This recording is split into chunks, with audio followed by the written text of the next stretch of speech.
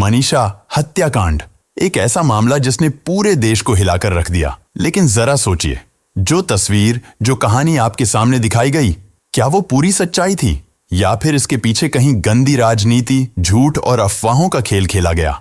क्या सच में इस केस में किसी बड़े मंत्री के बेटे का नाम जुड़ा था या ये सिर्फ एक सोची समझी चाल थी? क्या वाकई मनीषा के शरीर के अंग निकाले गए थे या फिर ये महज झूठा प्रचार था? क्या ये हत्या थी या फिर मनीषा ने परिवार की लगातार प्रताड़ना से तंग आकर खुद ही अपनी जिंदगी खत्म कर ली? और सबसे बड़ा सवाल, अगर मनीषा के परिवार को असली सच्चाई पता थी तो उन्होंने पूरे देश को, मीडिया को और पुलिस प्रशासन को गुमराह क्यों किया? उन्होंने क्यों झूठ पर झूठ बोला? आज हम आपके सामने लाए हैं इस पूरे केस की असली तस्वीर, वो सच्चाई जिसे अब तक आपसे छुपाया गया, वो सबूत जो आपके सारे शक और सवालों का जवाब देंगे। यकीन मानिए, अगर आप इस वीडियो को आखिर तक देख लेंगे तो आपके सारे भ्रम टूट जाएंगे और आपको असली सच्चाई पता चल जाएगी। मैं किसी को बदनाम करने के लिए ये वीडियो नहीं बना रहा, नहीं किसी दबाव में और न ही लाइक या सब्सक्राइब के लिए। इस वीडियो का मकसद सिर्फ इतना है, वो सच सामने लाना जिसे आप लोगों तक गलत तरीके से तोड़ मरोड़ कर पहुंचाया गया। और अब असली सच्चाई सबके सामने आना बेहद जरूरी है, इसलिए वीडियो को पूरा जरूर देखें।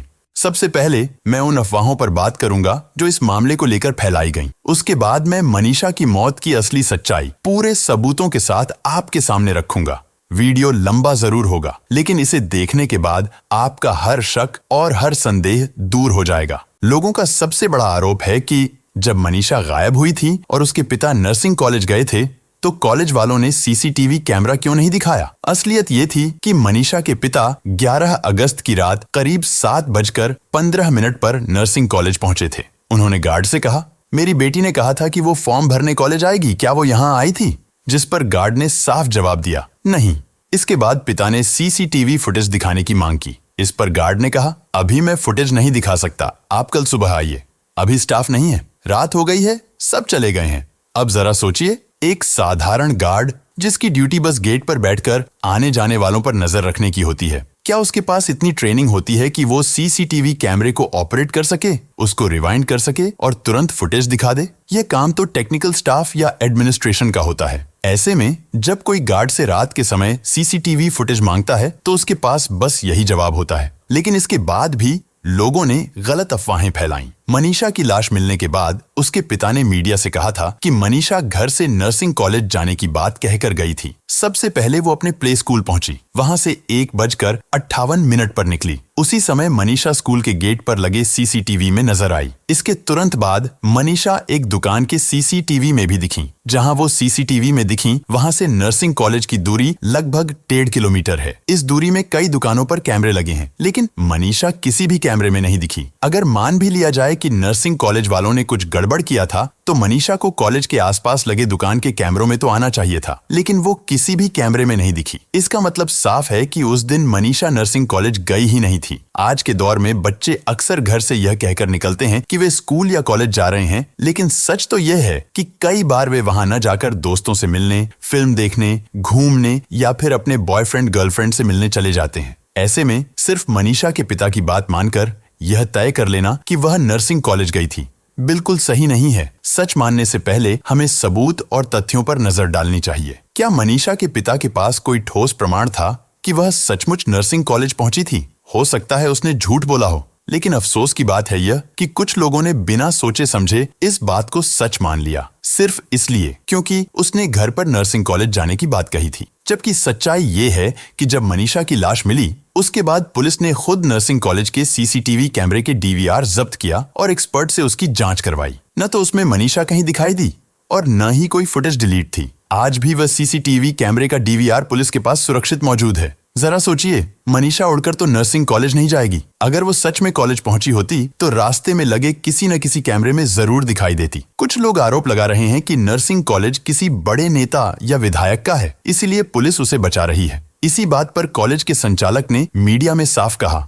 मेरा या मेरे कॉलेज का किसी नेता या मंत्री से कोई रिश्ता नहीं है। नहीं, आज तक मेरे कॉलेज में कभी कोई नेता या मंत्री आया है। जिसे शक है वो खुद जांच करा ले। उस दिन मेरे कॉलेज में मनीषा नहीं आई थी। कुछ लोग मेरे कॉलेज को बदनाम कर रहे हैं। जो लोग ये बोल रहे हैं कि नर्सिंग कॉलेज किसी विधायक का है, मनीषा की हत्या उसी ने की है और पुलिस उसे बचा रही है। मैं उनसे सिर्फ इतना पूछना चाहता हूँ, तुम्हारे पास इसका क्या सबूत है, या तुम बस अफवाहों के सहारे अपनी कहानी गढ़ रहे हो? सच तो यह है कि इन आरोपों का असलियत से कोई दूर दूर तक रिश्ता ही नहीं है। लेकिन अफसोस, इस बात को राजनीति करने वाले लोगों ने तोड़ मरोड़ कर ऐसे पेश किया जैसे कॉलेज कुछ छुपा रहा हो। इस पूरे मामले का सबसे शर्मनाक पहलू यह रहा कि लोगों ने इसे राजनीति का मुद्दा बना दिया। उन्होंने नर्सिंग कॉलेज की छवि को ही बदनाम करने की कोशिश की, जबकि लोगों को सोचना चाहिए कि नर्सिंग कॉलेज कोई सुनसान जगह नहीं बल्कि एक पब्लिक प्लेस है जहां रोज सैकड़ों लोग आते जाते हैं। ऐसे माहौल में किसी भी गुप्त या गलत काम को अंजाम देना लगभग नामुमकिन है। लेकिन फिर भी लोगों ने इस पर राजनीति की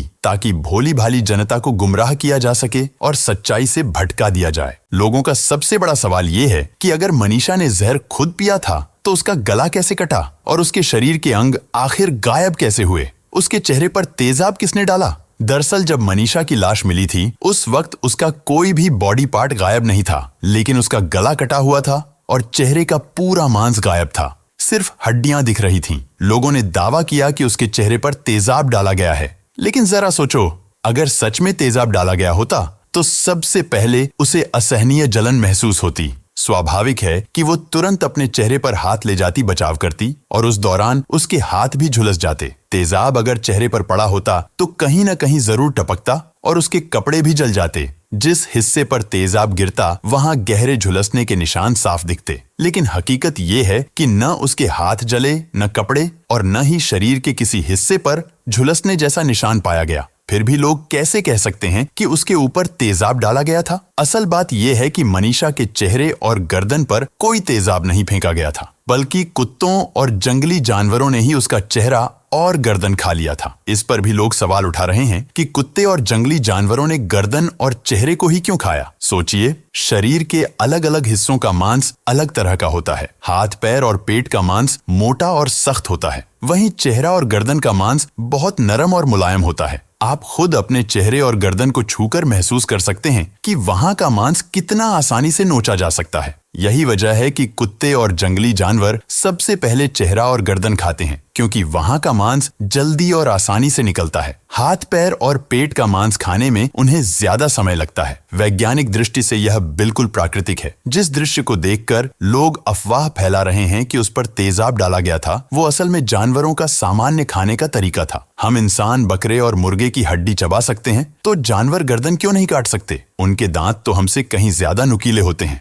अब सोचने वाली बात यह है, हम इंसान भी जब मांस खाते हैं तो अपनी पसंद नापसंद रखते हैं। कोई लेग पीस ढूंढता है, कोई हड्डी वाला मांस पसंद करता है, तो किसी को सिर्फ बिना हड्डी का मांस अच्छा लगता है, किसी को गर्दन पसंद है। जब इंसानों में इतनी विविधता है तो जानवरों के बारे में हम कैसे तय कर सकते हैं कि वो किस हिस्से को खाएंगे और किसको नहीं खाएंगे? जानवरों को क्या खाना है ये उनका खुद का नेचर है, हमारी मर्जी से वो नहीं खा सकते। दरअसल मरने के 7-8 घंटे बाद शरीर का खून जम जाता है। इसी कारण मनीषा का गला कटने के बाद भी बॉडी के आसपास खून नहीं मिला। अगर किसी ने उसका गला काटा होता तो खून कहीं न कहीं गिरा या कपड़ों पर जरूर लगा होता, लेकिन कहीं भी खून मौजूद नहीं था।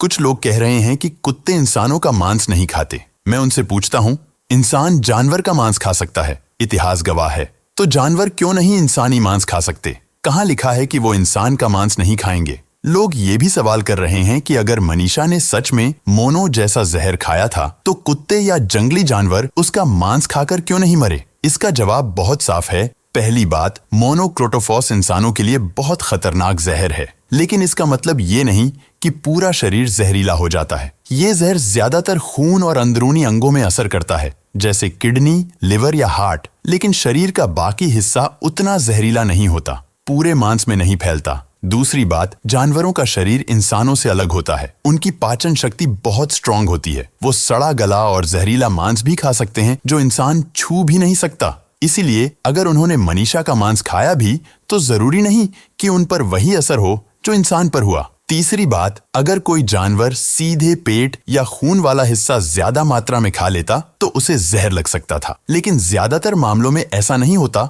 और जानवर बच जाते हैं। इंसान ने अगर मोनो पिया है तो उसकी मौत हो जाएगी, लेकिन उसका पूरा मांस इतना जहरीला नहीं होगा कि हर जानवर उसे खाकर मर जाए। यही वजह है कि कुत्ते और जंगली जानवर मनीषा का मांस खाने के बाद भी नहीं मरे। एक और सवाल जो लोग सबसे ज्यादा पूछ रहे हैं, अगर मनीषा ने जहर खाया था तो उसके शरीर के अंग कैसे गायब हो गए? इसका जवाब भी सुनिए। पहले मनीषा के दादा का बयान सुनिए। उसकी किडनी भी निकाली है, वो भी उनने निकाली। आँख निकाली है, वो भी उनने निकाली। जो भी चीज बच्चादानी निकाली है, वो भी उनने निकाली है। सुना आपने? उन्होंने कहा कि उसकी किडनी, बच्चेदानी और आंखें गायब थीं। अब जरा मनीषा के पिता का भी बयान सुनो और ध्यान से सुनना। सुनने में आ रही है कि बच्चादानी निकाल ली है। नहीं जी, वहाँ से जो बॉडी उठी है एकदम सेफ थी, बिल्कुल सिर्फ ये चीज़ कटी हुई थी। और वहाँ मेडिकल हुआ उस टाइम तो देखो जी, शरीर के पार्ट्स लिए ही जाते हैं, कुछ जैसे लीवर का हो गया, किडनी का हो गया, बच्चेदानी का हो गया, कुछ भी हो गया।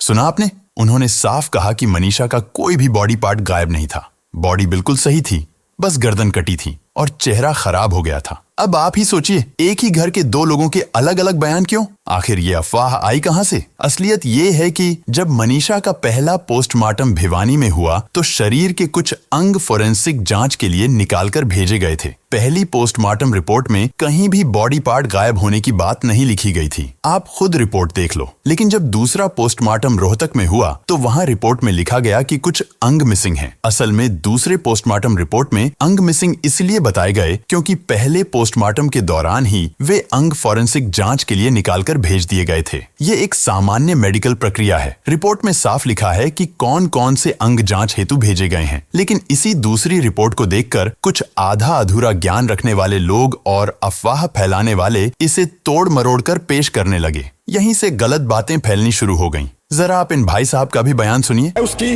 बच्चेदानी गायब है, उसकी किडनी गायब है, उसके मुंह पे तेजाब डाला जाता है। जितना हार्ड उस बेटी का अगर आप पोस्टमार्टम रिपोर्ट पढ़ेंगे ना तो आप पढ़ नहीं पाएंगे, इतनी दरिंदगी की गई है। सुना आपने? अब एक और बयान सुनिए। पोस्टमार्टम को मैं पढ़ नहीं पाया, इतना यानी भीतर के ओर के लगाया। सच्चाई तो ये है, उसकी बच्चेदानी गायब है, उसकी। सुन लिया आपने? देखिए कैसे ये लोग माइक लेकर भोली भाली जनता को गुमराह कर रहे हैं। मनीषा के पिता साफ साफ कह रहे हैं कि मनीषा का बॉडी पार्ट गायब नहीं था, लेकिन ऐसे लोग राजनीति चमकाने के लिए, वोट बैंक बनाने के लिए झूठी अफवाहें फैला रहे थे। ऐसे लोगों की वजह से इस केस की असलियत किसी के सामने आ ही नहीं पाई। लगातार अफवाहें फैलती रहीं। किसी ने नर्सिंग कॉलेज को बदनाम किया, किसी ने विधायक के लड़के का नाम घसीटा, किसी ने सरकार पर ठीकरा फोड़ा, जबकि असलियत ये थी कि इन सबका इस केस से कोई लेना देना ही नहीं था। राजनीतिक फायदा उठाने वालों ने इसे ऐसा मोड़ दिया जिससे भोली भाली जनता गुमराह हो गई। यहाँ तक कि मनीषा के पिता भी सच जानते हुए इन अफवाह फैलाने वालों के साथ खड़े हो गए। उन्हें पैसे का लालच दिया गया कि अगर शव रखकर धरना करोगे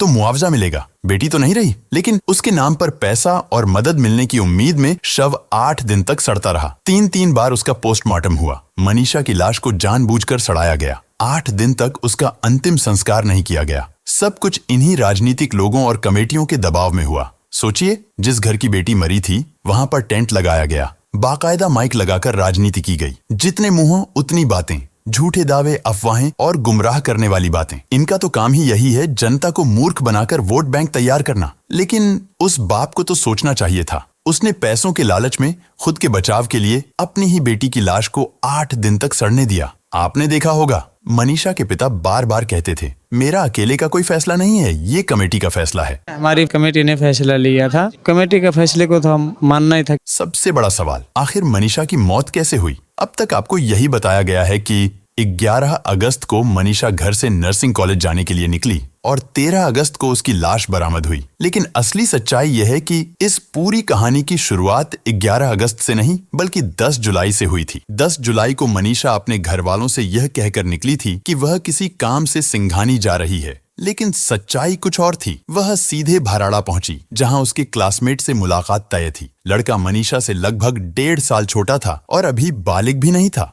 बावजूद इसके दोनों चोरी छिपे मिलते रहे। 10 जुलाई को भी मनीषा उसी लड़के से मिलने भाराड़ा के एक होटल पहुंची, लेकिन उस दिन उसकी यह मुलाकात उसके लिए परेशानी का कारण बन गई। मनीषा को घर लौटने में देर हो गई।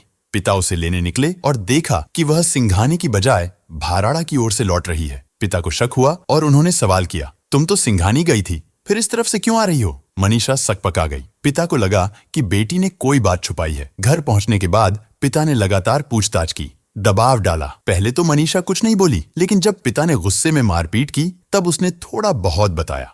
पूरा खुलासा तब हुआ जब घर वालों ने मनीषा की चाचा की लड़की को बुलाया। चचेरी बहन ने जब घर वालों को बताया कि मनीषा का उस लड़के से प्रेम प्रसंग चल रहा है तो सब कुछ साफ हो गया। पिता ने उसी समय मनीषा का फोन छीन लिया। पासवर्ड चाचा की लड़की को मालूम था। जैसे ही फोन अनलॉक हुआ, परिवार के सामने मनीषा और उस लड़के की चैट्स और कॉल्स का पूरा सच खुल गया। 10 जुलाई की रात घर में काफी हंगामा हुआ। मनीषा को पिता ने कड़े शब्दों में समझाया कि अब से वह उस लड़के से कोई संबंध नहीं रखेगी।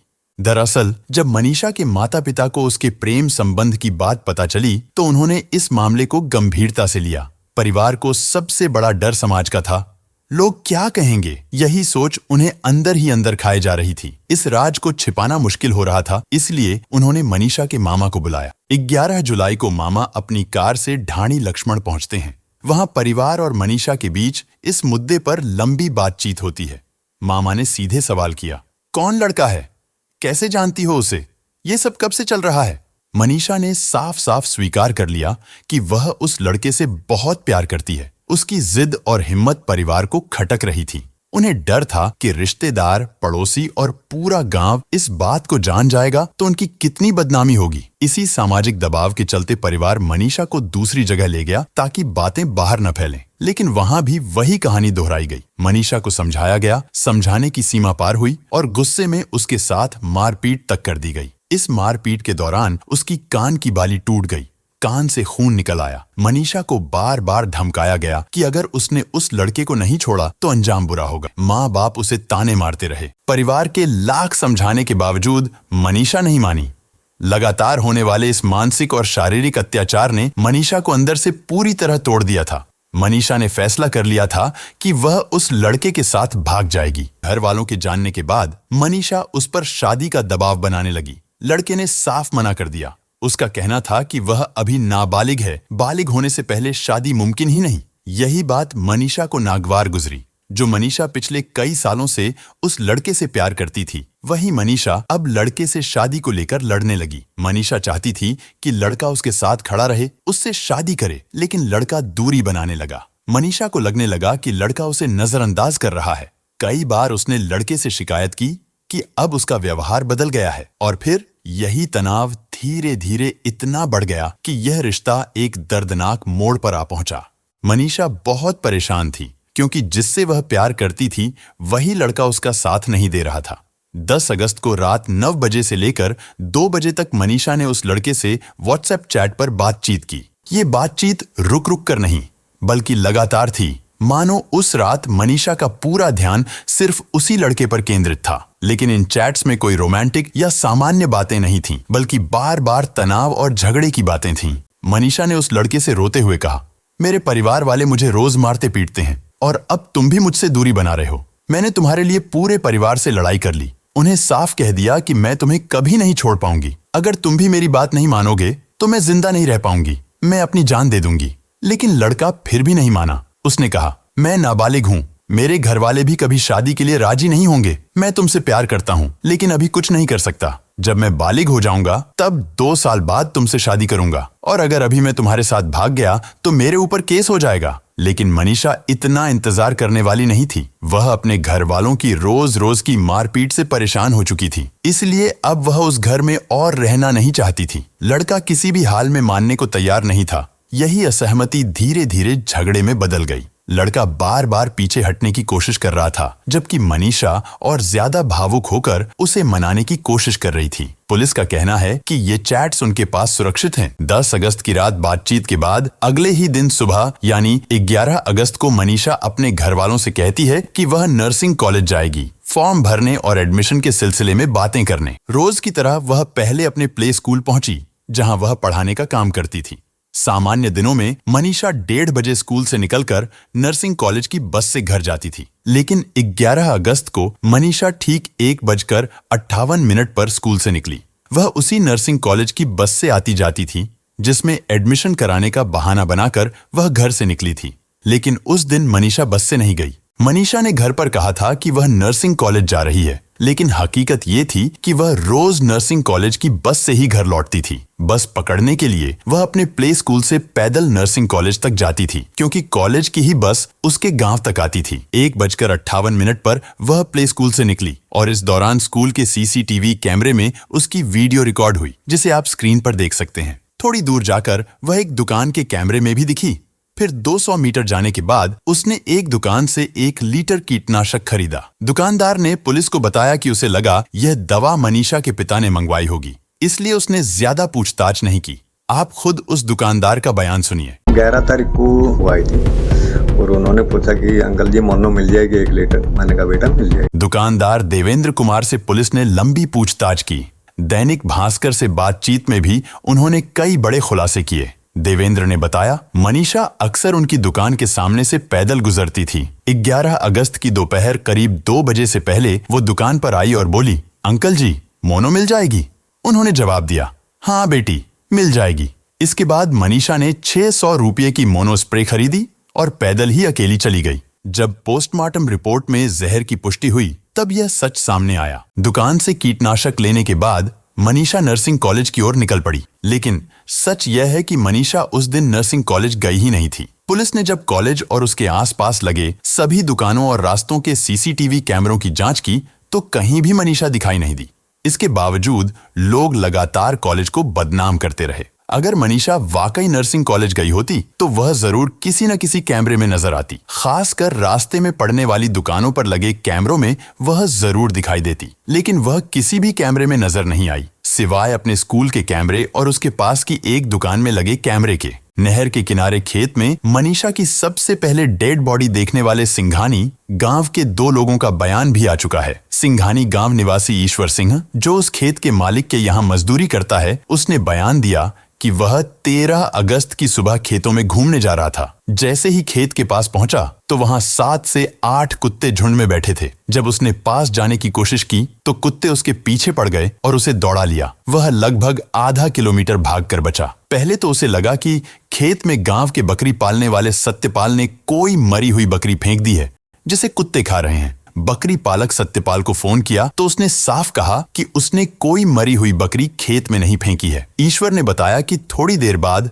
बकरी पालक सत्यपाल भी खेत के पास पहुंचा। दोनों ने पेड़ की टहनियां तोड़कर कुत्तों को भगाया और जब पास जाकर देखा तो वहां एक लड़की की लाश पड़ी थी। इसके बाद उन्होंने गांव के सरपंच को फोन किया और फिर पुलिस को सूचना दी कि नहर के पास खेत में डेड बॉडी पड़ी है। जिसने पहले मनीषा की बॉडी देखी उसने भी बताया कि लाश के पास 7-8 कुत्ते थे। 7-8 कुत्ता था जी। मनीषा की लाश मिलने के बाद पुलिस इन्हीं सब सबूतों को जुटाने में लगी थी। इसी वजह से उन्होंने आत्महत्या वाले एंगल को तुरंत सार्वजनिक नहीं किया। पुलिस की अपनी जांच की प्राइवेसी होती है, जिसे वे समय आने पर ही उजागर करते हैं। इसलिए हमें यह नहीं कहना चाहिए कि उन्होंने पहले दिन क्यों नहीं बताया कि सुसाइड नोट मिला है। पुलिस कभी आधे अधूरे सबूतों के आधार पर यह नहीं कह सकती कि मनीषा ने आत्महत्या की है। जब उनके पास रिपोर्ट आई, दुकानदार का बयान आया और अन्य सबूत मिले, तभी उन्होंने इसे सार्वजनिक किया। जब मनीषा के परिवार वाले गांव और कमेटी वालों का साथ पाकर 5 दिन तक मनीषा का अंतिम संस्कार नहीं कर रहे थे, तो पुलिस ने मनीषा के पिता और कमेटी के 3 लोगों को सभी सबूत दिखाए। मनीषा और उस लड़के के कॉल डिटेल्स, चैट, जिसमें मनीषा ने अपने प्रेमी से बताया कि उसके घर वाले उसे बहुत मारते, पीटते और प्रताड़ित करते हैं। दुकानदार का बयान, विशरा रिपोर्ट जिसमें जहर की पुष्टि हुई थी। इन्हीं सब सबूतों के आधार पर ही पुलिस ने संजय से साफ साफ कह दिया था कि चुपचाप बेटी का अंतिम संस्कार कर दो और धरना प्रदर्शन को यहीं खत्म कर दो, वरना हम यह सारे सबूत सार्वजनिक कर देंगे और पूरी सच्चाई पब्लिक के सामने आ जाएगी। मनीषा के पिता डर गए और उन्होंने समझौता कर लिया कि ठीक है, मैं अपनी लड़की का अंतिम संस्कार कल कर दूंगा और अब किसी तरह का धरना प्रदर्शन नहीं होगा, मैं सबको मना कर दूंगा। उन्होंने बाकायदा मीडिया में यह बात भी कही थी कि हम पुलिस की जांच से संतुष्ट हैं, कल बेटी का अंतिम संस्कार करेंगे। लेकिन संजय बहुत ज्यादा डर चुका था। उसे लग रहा था कि पुलिस आज नहीं तो कल उसके गिरेबान तक पहुंच ही जाएगी। इसलिए उसने एक मार्मिक वीडियो बनाई जिसमें कहा कि पुलिस ने मुझसे जबरदस्ती ऐसा कहने को कहा था, जबरदस्ती सिग्नेचर करवाए। मैं ऐसा नहीं चाहता था। उसने ऐसा इसीलिए कहा क्योंकि वह पब्लिक को अपने साथ करना चाह रहा था, पब्लिक की सहानुभूति चाहता था ताकि वह बच सके। लेकिन अब उसके हर झूठ का पर्दाफाश हो चुका है। मनीषा के पास कोई रास्ता नहीं बचा था। जिस लड़के से वह प्यार करती थी वह भी उससे दूरी बनाने लगा था और शादी के लिए तैयार नहीं था। न ही घर वाले उसकी भावनाओं को समझ रहे थे और न ही उसका प्रेमी। वह पूरी तरह अकेली थी और घुट घुट कर जी रही थी। पुलिस के पास सभी जरूरी सबूत मौजूद हैं। जांच एजेंसियां लगातार यह पता लगाने में जुटी हैं कि मनीषा ने कीटनाशक खुद पिया था या किसी ने उसे जबरदस्ती पिलाया। पुलिस को उसके मामा पर खास तौर पर शक है, क्योंकि जानकारी मिली है कि मनीषा के मामा का आपराधिक क्रिमिनल बैकग्राउंड रहा है। चाहे मनीषा ने खुद कीटनाशक पिया हो या घर के किसी सदस्य ने उसे जानबूझकर पिलाया हो, दोनों ही स्थितियों में उसका परिवार दोषी ठहरेगा, क्योंकि उसी परिवार ने उसे मानसिक और शारीरिक रूप से प्रताड़ित किया, मारा पीटा और इस कदर तोड़ा कि वह जीवन से ही हार गई। मनीषा की मौत की गुत्थी अभी तक नहीं सुलझी है, लेकिन उम्मीद है कि जल्द ही पूरा सच सामने आएगा कि क्या मनीषा ने जहर खुद पिया था या फिर किसी साजिश के तहत उसे पिलाया गया था। हालांकि शुरुआत में पुलिस ने इस पूरे मामले में लापरवाही दिखाई थी। लापरवाही के कारण कुछ अधिकारियों को सस्पेंड भी किया गया। अब आपका इस पूरे केस पर क्या कहना है? अपनी राय नीचे कमेंट में जरूर लिखें।